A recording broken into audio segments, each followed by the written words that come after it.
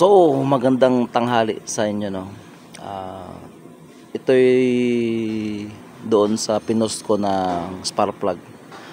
Kung ano yung kulang, no. Ito yun siya.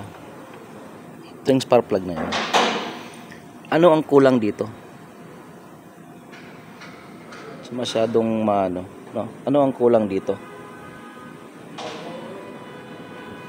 So ito yung sa mga baguhan na mekaniko. Tip lang to siya. Tips lang. No?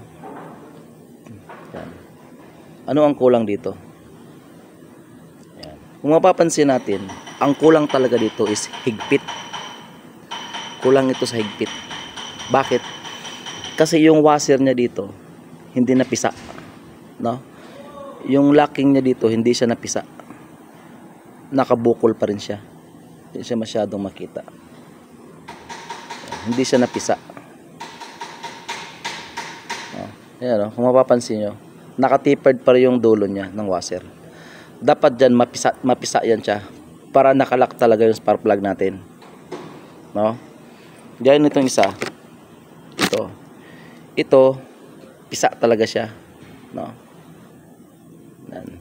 Flat yan siya. Hindi lang masyadong makita doon sa ano. Flat yan siya, flat. So nung tinanggal ko to, masyadong matigas. Kita nyo naman yung daan ng ano niya, no? Masyado siya matigas. Tignan mo yung carbon deposit, nasa unahan lang siya. Hindi siya nakatulay dito sa dulo.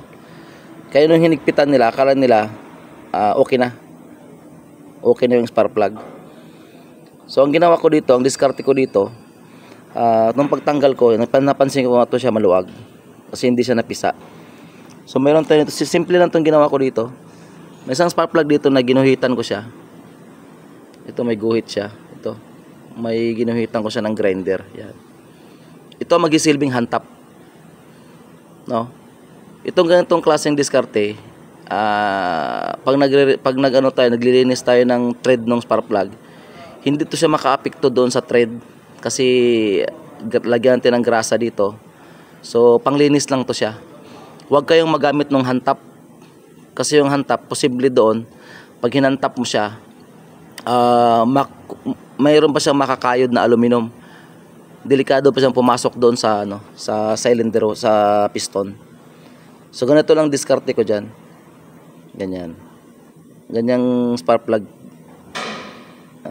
Ginrender ko lang siya ng pahaba. So ito siya. Yan. Yan siya. Ganyan ang diskarte ko. Yan, mapansin nyo. So ito tip lang to siya. Tips lang to siya kung kung magtatanggal tayo ng spark plug. Tingnan lang natin yung sitwasyon ng washer. Kung ito ba'y napisa siya. Ibig sabihin pang napisang-pisa na siya, ibig sabihin nag-seal na talaga siya doon sa sa thread ng spark plug. Gaya nitong isa. Yan, gaya nitong isa. Kasi masyadong camera natin masyadong yan. Yan siya. So yun lang, aware tayo doon sa pagtatanggal ng spark plug kasi tingnan mo to, no? Tingnan yung niya, yung carbon deposit niya dito. So hindi sumagad yung higpit. Kulang pa siya, no? Kulang pa. Yung isa, sagad diyan hanggang dito. Okay? Medyo konting pansin-pansin lang tayo. Wag yung spark plug ng palit ka agad, no? Medyo pag hinigpitan natin kulang pa pala sa higpit. Akala natin dahil dun sa carbon deposit, akala natin mahigpit na. So, tips lang to siya. Yan. Ang kulang talaga dito is higpit. Kulang pa sa higpit. Okay mga bossing?